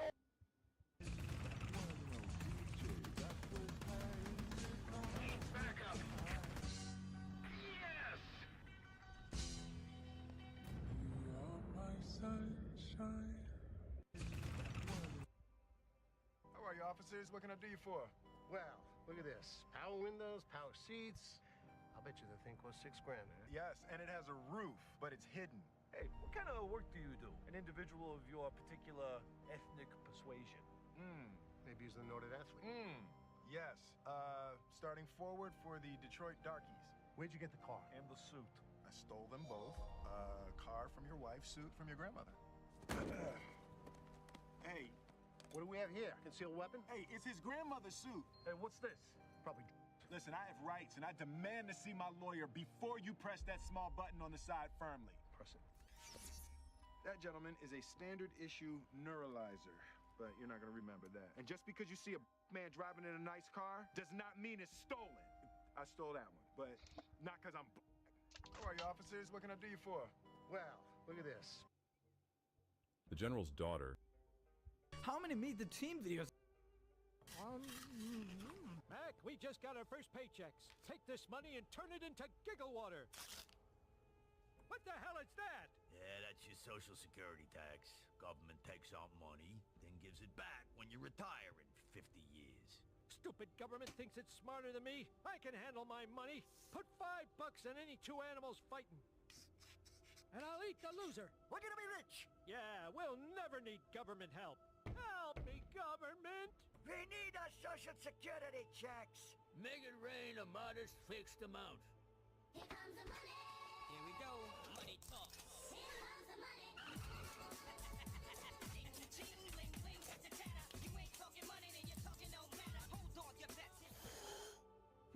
Now this is what I call cribbage. Abe wins again. Now to cap it all off with a medicated foot bath and a nice deep ear Q-tipping. Alright, if we're gonna defuse this bomb correctly, we need Whatever you gotta do to save my people, man. I don't want this thing exploded. cut the purple one. Yo, is that a manual? It's not...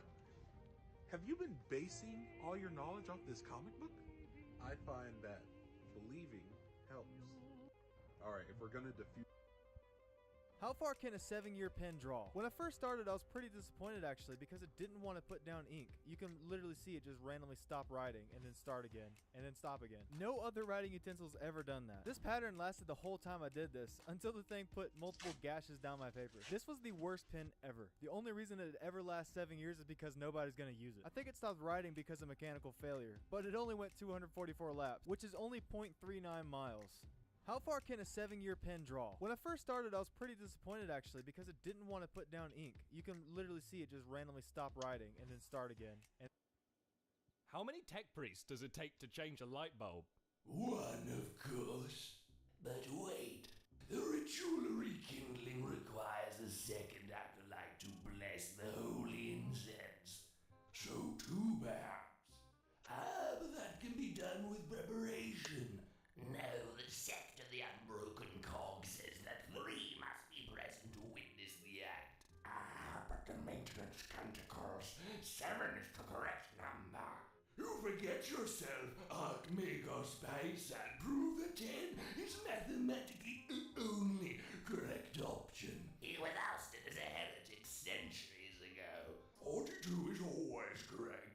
4 is enough to man the plasma turret's ears. You fools, we must cut a servitor for sacred oils first. That's 3.14. 69, of course. How many tech priests does it take to change? This is the most dangerous thing I have ever made. Or sat next to, for that matter. And not just because it's impossibly heavy and could crush my legs instantly. This is Sonic the Hedgehog, or rather it's a giant steel dimensionally accurate recreation of Sonic that we used to destroy a TV, a fridge, and a person standing. And all I had to do is get it spinning along the ground the speed of Sonic, which we'll get to in a second. And even with Sonic's enthusiastic fan base, I've never seen anybody test if he could actually take down any of the enemies he does in the game. So naturally, we cut out this giant Sonic shape, measured the exact dimensions he has in the game, and then got it moving the speed of a car with, get this, a car. Then I put some of my old junk in front of it, and then I ejected it off the spinning axle using the car's brakes, causing physics to do its thing, resulting in this. We also launched it at a refrigerator and a dummy full of explosive gas, which you can see on my channel in full. Unrelated, do you know fridges are super flammable? This is the most...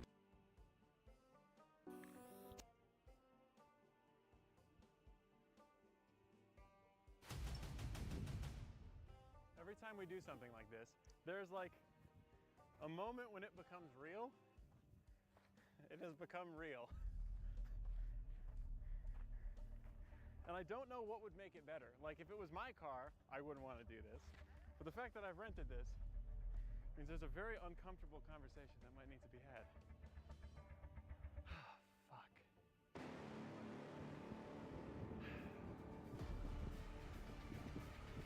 All right. 3, 2, 1. Spin it up.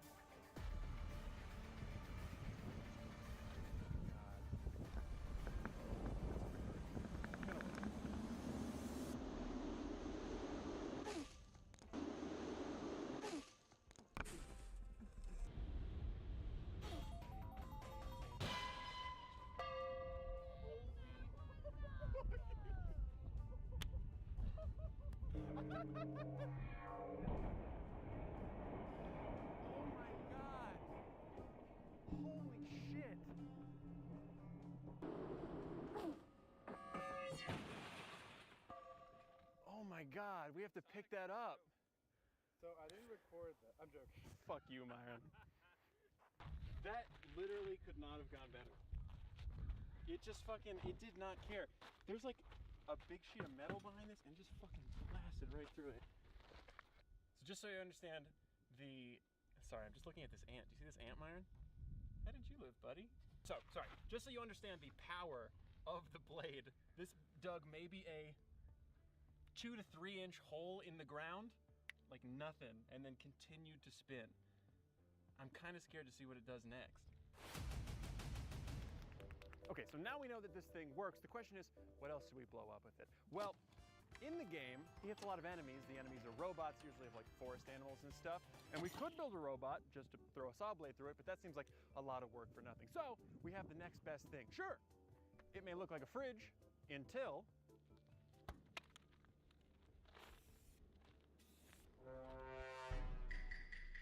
this is a little bit thinner, so the odds that we hit it on the first try are slim, but I'm excited for what happens. Let's go.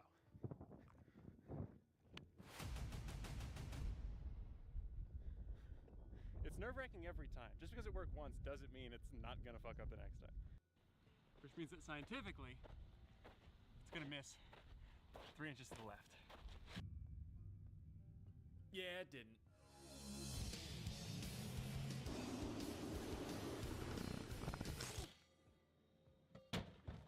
Holy shit.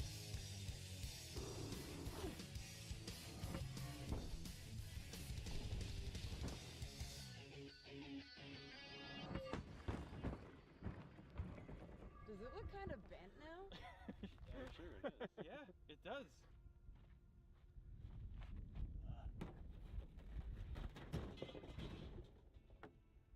Oh yeah. Buff that out. I'm sure it still works. Who wants a broski? They're cold. And as funny of a sound as that made when I opened it up, I wasn't 100% happy with the result. Yeah, ultimately, I don't think I'm 100% happy with how that one turned out. It hit like a crossbar, so it didn't. It's got to go through the thing, right? What a setup. Unfortunately, before we fix that, there's still one last target. I think there's like a big contingency of like Tumblr and certain pockets of DeviantArt that would love to see Dr. Robotnik crucified.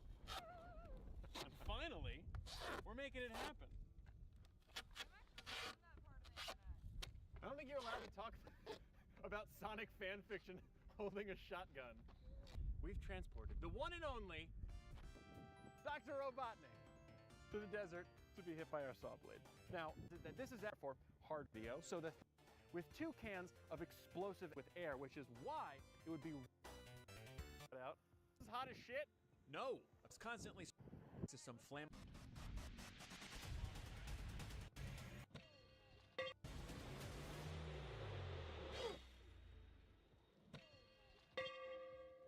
Yo, Joe, that was a little bit too tall.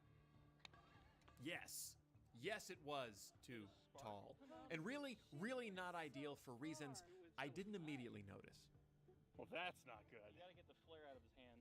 Yeah, now we Go just... for it. What do you mean? Well, it's actually... Who knew? This sucks. You know, it's much harder to go get the blade when you know that you're not gonna hit it again. Like, it just seems so futile, this thing. Start of missing, having to go find the blade, then pick it up, then drive it back, then roll it over, then screw it on, then light my forearm on fire, ow, then miss again, then go get it again, then cut our fingers a bunch, then miss again. It was getting a little discouraging until something worse happened. Not that. It's that we hit it.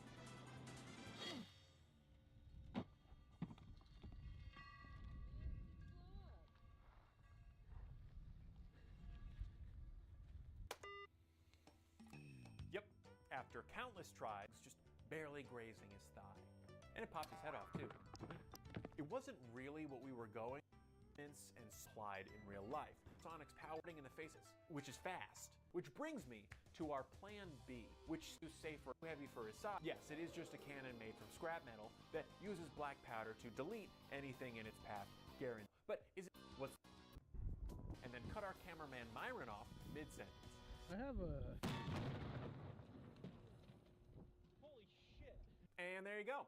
What Sonic Spin Dash Attack would be? Something fun, man. I was mad the blade didn't go through the first time, so.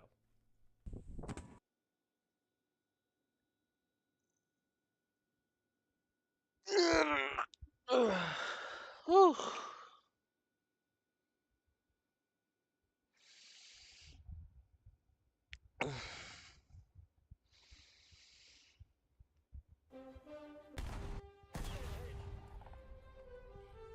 Why am I not dead?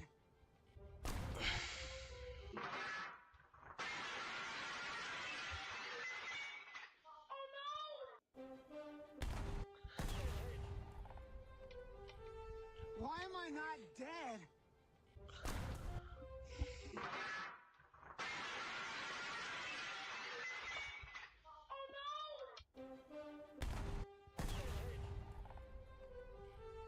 Why am I not? Oh no! A table! It's broken!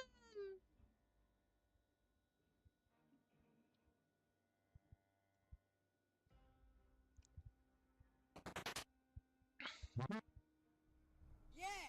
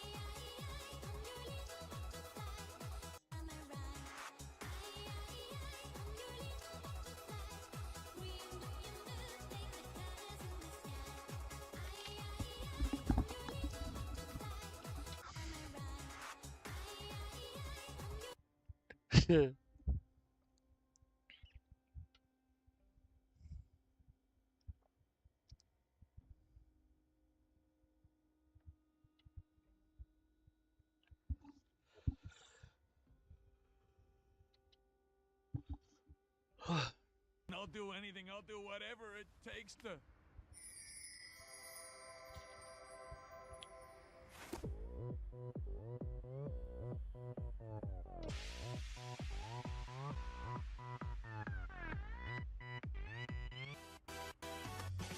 I'll do anything. I'll do what.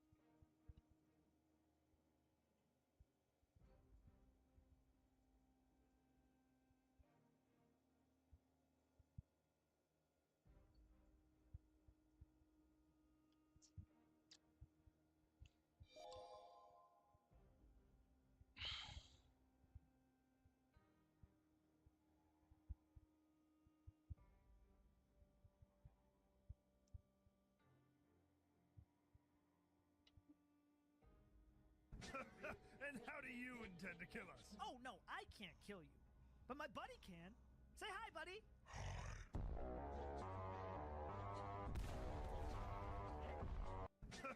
And how do you intend to kill us?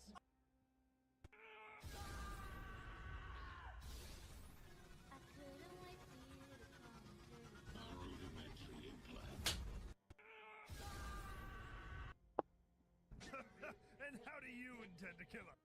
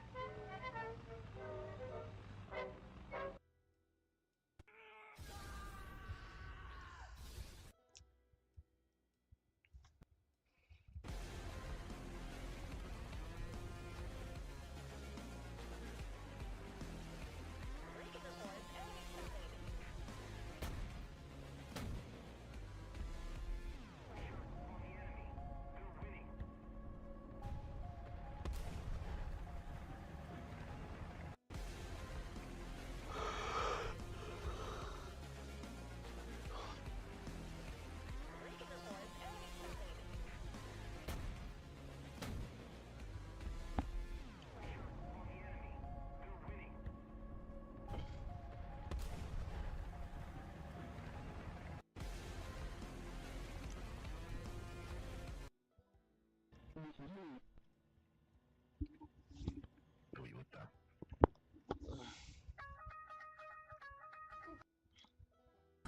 clear, I'm calling out a fire for kickoff.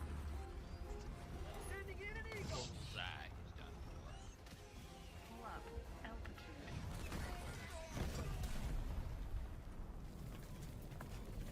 Get clear, I'm calling out a fire for kickoff.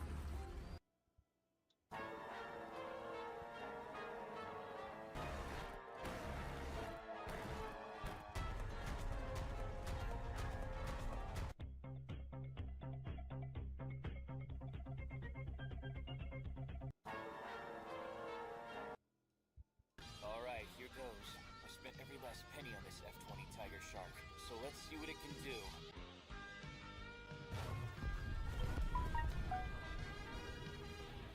Alright, here goes. I spent every last penny.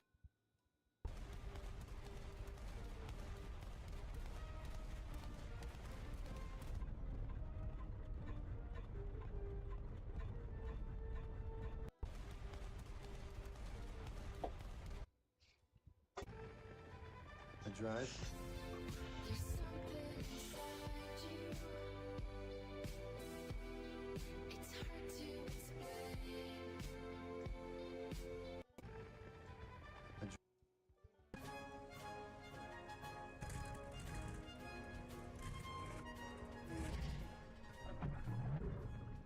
Attack the D point.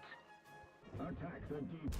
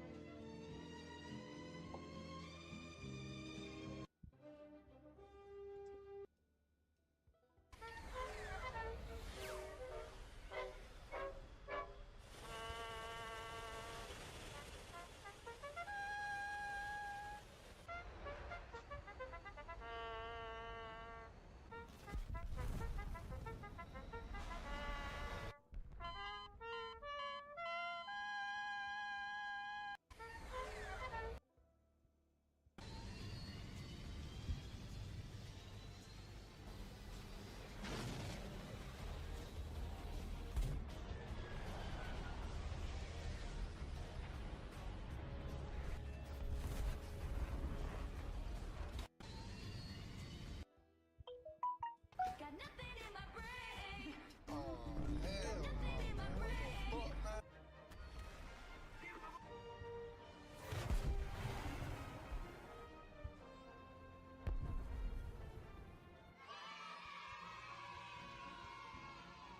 Got nothing in my brain.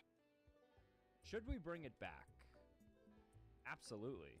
Imagine how toxic it would be nowadays. I think I'd play it every day. No. In theory, yes, but in practice, no. Should we bring it back?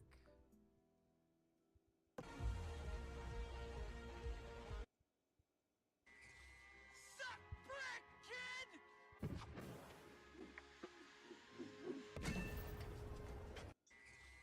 Suck brick, kid!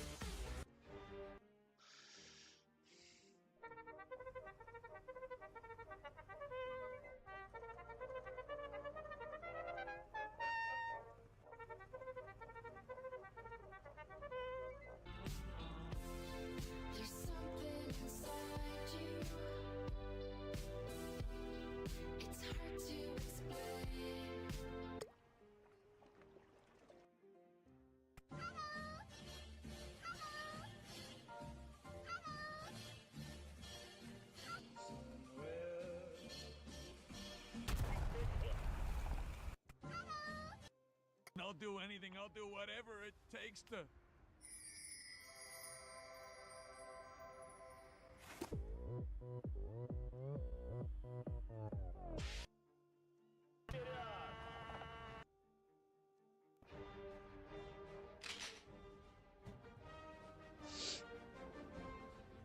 Okay, people back.